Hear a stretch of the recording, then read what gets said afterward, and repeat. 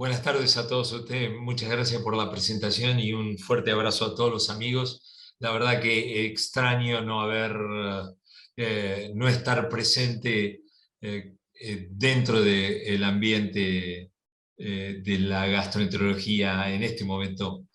Perdón, estoy tratando de localizar mi diapositiva. ah,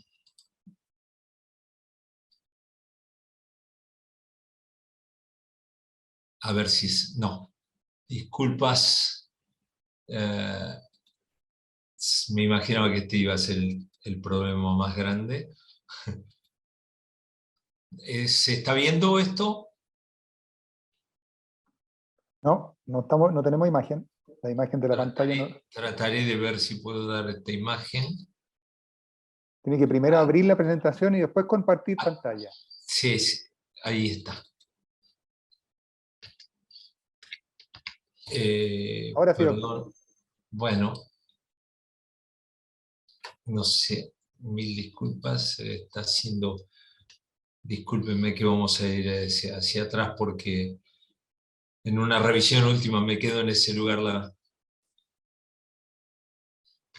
Bueno, el tema que Roque Sáenz, el gran amigo que tengo, me había pedido de enfermedad celíaca y una actualización, enfermedad celíaca 2022, y llamé oportunidades y desafíos a raíz de un estudio una actualización que acaba de salir, hecha por un grupo en Nature. Y vamos a hablar de estos objetivos: prevalencia global de la enfermedad celíaca actualizada, diagnóstico, subdiagnóstico, mal diagnóstico, aspectos diagnósticos aún pendientes, se puede hacer diagnóstico de enfermedad celíaca sin biopsia, cuál es la mejor estrategia de seguimiento y terapias adyuvantes o alternativas. No asustarse, va a ser bastante limitado todo esto. Esto es lo último que tenemos nosotros. La variación en la prevalencia de la enfermedad celíaca es entre 0,3% para algunos países europeos, como puede ser Doctor Bay, Alemania, ¿perdón? Doctor Bay. no tenemos Sí. imagen de la presentación en este momento. Algo pasó que... Doctor, ¿se veía su imagen recientemente? ¿La mía o la de la presentación? La de Las la dos se veían. presentación. Recién logró compartir su pantalla y luego se fue a negro. Yo creo que lo logró en algún Trataré momento. de compartirla nuevamente. ¿Qué tal ahora? Ahí sí se ve, perfecto. Bueno, como ven ustedes ahí, las intensidades de los azules y celestes nos hablan de la prevalencia reportada en distintos países del mundo, excepto en el Sahara en África subsahariana y algunos lugares de Indochina y Asia. Eh, eh, no es frecuente la demostración de enfermedad celíaca en nuestra apreciación, simplemente porque no se lo busca adecuadamente. Países como Argentina están en el 95% inferior de... bueno, disculpas, pero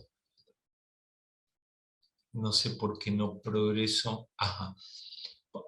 Cuando hablamos de la epidemiología, era el primer punto que ya había mencionado: estrategias diagnósticas actuales y herramientas. Vamos a hablar de la biopsia duodenal, que hasta ahora ha sido el gold estándar para el diagnóstico de la enfermedad celíaca, la serología específica. No voy a tocar el tema genético.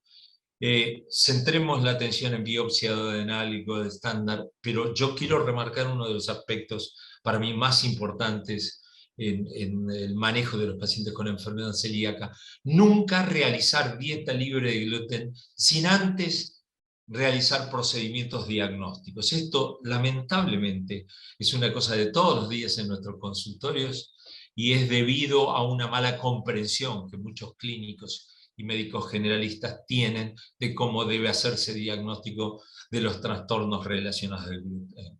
Ustedes saben que esto ha tenido una gran explosión y lamentablemente también falta de adecuación a las guías. En términos del diagnóstico por histología, la verdad tenemos que remitirnos al año 1955, no tantos años atrás. El primer trabajo publicado, que fue en español, lamentablemente fue hecho por gente del Hospital de Clínicas de aquí de Buenos Aires, Marcelo Reyes a la cabeza, con un instrumento que es fantástico reconocerlo, porque es un instrumento por succión, original, como decirles a ustedes que el cable que ingresa dentro del tubo digestivo de los pacientes era la cubierta plástica de un freno de bicicleta. La literatura mundial, esto fue publicado en 1955, decía que la literatura mundial reconoce a Margot Scheiner, quien publicó su primer trabajo en 1956. Desde el punto de vista del diagnóstico, los elementos clásicos son la histología normal, como ven ustedes aquí arriba y a la izquierda, y la atrofia completa. Pero en realidad, como se ve aquí donde no se observan vellosidades, todo es cripta, infiltrado inflamatorio, etc. En realidad hay una graduación lesional progresiva desde esto hacia esto, donde lo que vamos a encontrar es una deformación de la estructura general de las vellosidades, incremento del tamaño de las criptas, reemplazando la longitud de las vellosidades, y un incremento con características diagnósticas interesantes de los linfocitos intraepiteliales que aquí están representados en este consenso que publicamos en el año 2014 por estos puntos negros en la superficie del epitelio. Pero estamos hablando de sobrediagnóstico. Así como ya hemos dicho muchísimas veces que la enfermedad celíaca está subdiagnosticada, probablemente en Argentina 10% de toda la población celíaca está diagnosticada y probablemente sea menor en algunos otros países latinoamericanos. Hay otros en Europa que dicen que tienen entre el 30 y 40% de todos los pacientes que hay diagnosticados. Pongo en duda esa apreciación. Pero hay estudios que han evaluado el diagnóstico anatomopatológico entre los patólogos de la práctica comunitaria, que son en general patólogos generalistas, con patólogos especializados, sin que el patólogo especialista reconozca cuál ha sido el diagnóstico previo del enfermo. O sea, es una forma de diagnóstico ciego. Y aquí tienen 3 estudios, uno publicado por nosotros en 2009, otro italiano en la misma época y uno posterior en Estados Unidos. La tasa de error con sobrediagnóstico fundamentalmente varía del 20% de los casos en Italia al 46% en Argentina. Fue una revolución que se produjo entre los patólogos de nuestro país. ¿Por qué? Porque se dieron cuenta que muchos de ellos no sabían de enfermedad celíaca, la describían muy mal, y a pesar del tiempo que ha pasado desde ese momento de esta publicación, se ha reducido la tasa de error, pero sigue habiendo muchos errores con sobrediagnóstico entre los patólogos de la comunidad. Vamos a hablar de la serología, y la serología ha comenzado ya por los años 70, pero en realidad en los últimos años, desde los 80, fines de los 80 en adelante, se han reconocido anticuerpos que son muy sensibles y algunos de ellos absolutamente específicos. Estos 4 que les menciono aquí, el endomicio, la transglutaminasa, los DGP-IgA y el DGP-IgG, son los más sensibles y específicos. Ya no se utilizan los clásicos antigliadina, IgA y IgG, porque son muy poco específicos y muy poco sensibles para la enfermedad celíaca. Desde el punto de vista de diagnóstico convencional, se recomienda, o la mayor parte de las guías recomienda realizar como pesquisa de los pacientes transglutaminasa del tipo IgA y un dosaje de IgA total. Si la transglutaminasa es positiva, hay que hacer un endomicio. Si el endomicio es positivo, la chance de que sea enfermedad celíaca son prácticamente el 100% o el 100%. Por lo tanto, ahí podemos cuestionar si la biopsia renal es necesaria o no. Si el endomicio es negativo o la transglutaminasa IgG, que se debe hacer en circunstancias de bajo niveles de IgA total, es negativo, es muy poco probable que sea enfermedad celíaca. Pero nosotros hemos propuesto hace algunos años atrás combinar otros anticuerpos, la transglutaminasa IgA con el DGP-IgG. Si ambos son positivos, es absolutamente posible que estemos ante una enfermedad celíaca. Diría, casi van a ver ustedes alguna slide, 100% de seguridad. Si hay discrepancias entre los resultados la enfermedad celíaca es probable, por lo tanto es ultra necesario que hagamos una biopsia duodenal para determinar qué es lo que pasa. Y si ambos son negativos, la enfermedad celíaca es absolutamente improbable y por lo tanto no continuar con la pesquisa. Ahora, yo había hecho una pregunta, si es posible el diagnóstico en adultos sin biopsia. Hay que tener en cuenta que en la práctica clínica común, habitual, comunitaria, el 21% de los pacientes son diagnosticados como celíacos y este diagnóstico no está basado en la biopsia duodenal. Y esto es un trabajo recientemente publicado a través de una base de datos muy importante de Estados Unidos por la gente de Nueva York. Y hay historias sobre la no realización de biopsia, la posibilidad de que utilicemos la serología tan específica para realizar diagnóstico sin la necesidad de llegar a la biopsia. Hay guías que las reconocen y hay algunas evidencias. Vamos a hablar de esto, de la historia.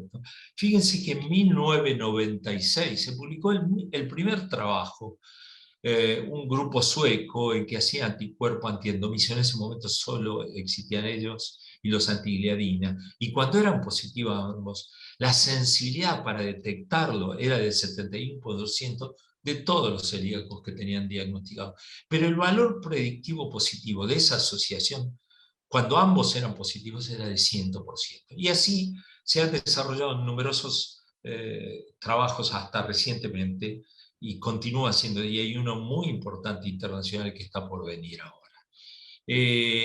Pero se han tomado diversas estrategias y todas ellas, la segunda que estoy marcando al nivel medio de la diapositiva, es un trabajo publicado hace 12 años por nosotros, donde utilizamos la transglutaminasa IgA y el DGP-IgG en individuos sintomáticos.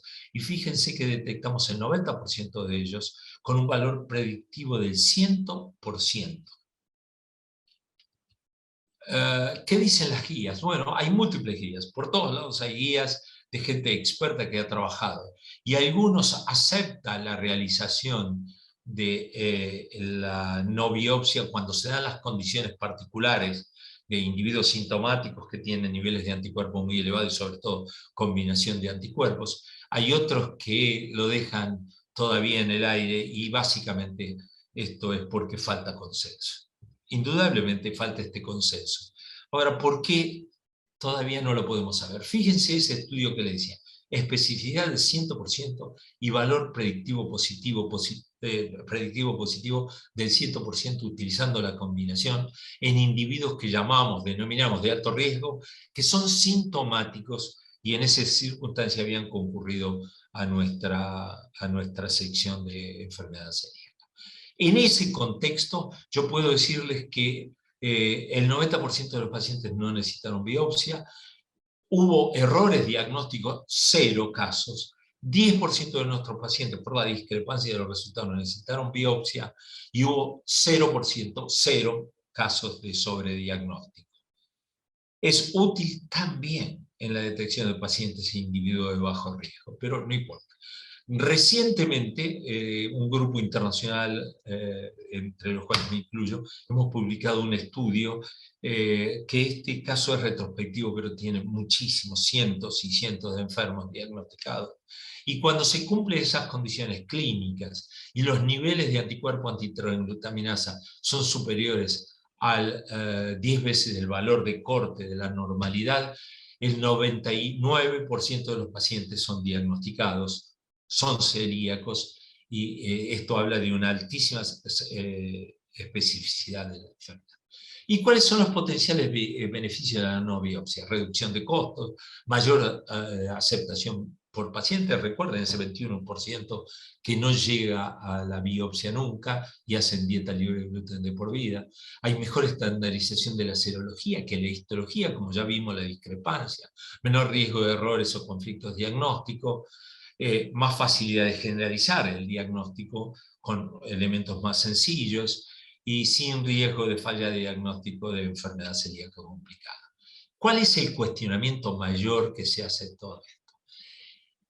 La mayoría de la gente que se opone al diagnóstico sin biopsia lo hacen diciendo que la endoscopía alta nos daría la utilidad, el valor de poder tener diagnósticos alternativos. Acabamos de hacer un estudio sobre cuáles son los diagnósticos alternativos que se pueden hacer al momento del diagnóstico de la enfermedad celíaca en nuestros enfermos. Tenemos varios estudios, pero bueno, en este caso son dos grupos italianos, la Universidad de McMaster en Canadá y nuestro hospital. Evaluamos 1.328 enfermos con enfermedad celíaca en el momento de la endoscopía donde se realizó la biopsia diagnóstica, 674 controles, que son todos de Buenos Aires. Globalmente, entre los celíacos hubo 10.2% de daño reconocido en las endoscopías, todos bajo un protocolo muy estandarizado por expertos endoscopistas. Mientras que los controles tuvieron 29% de lesiones asociadas al diagnóstico. Esos controles de individuos sospechados de enfermedad celíaca que iban directamente a la biopsia y después se le hacía la serología. ¿Cuáles fueron los daños significativos que se pudieron encontrar? Esofagititis erosiva sospechada clínicamente en el 6.4% de enfermos, Barrett en el 0.2%, úlceras en el 1.3% de los pacientes celíacos y neoplasias 0 casos. ¿Cuáles son las recomendaciones? Fuertemente desaconsejado el diagnóstico solo basado en síntomas. Considerar diagnóstico en población sintomática porque es sobre la cual más seguridad vamos a tener. Debemos conocer la performance de las pruebas de laboratorio y los laboratorios que están realizando serología a nuestros pacientes. Es útil combinar serología y limitaciones cuando la serología es discordante, en ese caso se requiere biopsia. Si la serología es moderada, levemente aumentada, se recomienda confirmar la serología después de 6 meses. ¿Cómo será el seguimiento de los pacientes? Autoevaluación por los pacientes. Se recomienda que sea este seguimiento una vez al año, una vez que se han estandarizado la dieta libre de gluten y ha estabilizado el paciente con clínica, con laboratorio y serología específica, con entrevistas dietario-alimentarias y cuestionarios, pero todos ellos son imperfectos. Ahora sabemos que son claramente imperfectos. Y ahora se ha abierto un nuevo panorama sobre lo cual voy a hablar nada más que en una diapositiva de péptidos inmunogénicos del gluten. Detectar esto que se denominan GIP o GIP y que son absolutamente específicos y muy sensibles del consumo de gluten por los pacientes, aún el involuntario.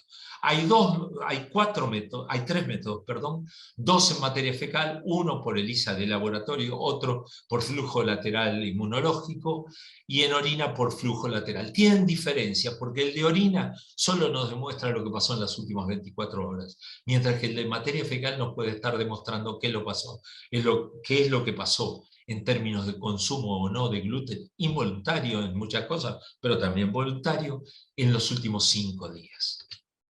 Y puede detectar contactos con gluten de hasta 50 miligramos diarios.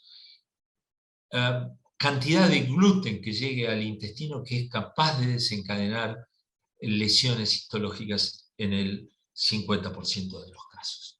Nuevas terapéuticas, y este es el anteúltimo diapositivo. Hay múltiples como enzimas para digerir el gluten que potencialmente puede ser consumido por errores o voluntarios. Hay varias en pleno desarrollo.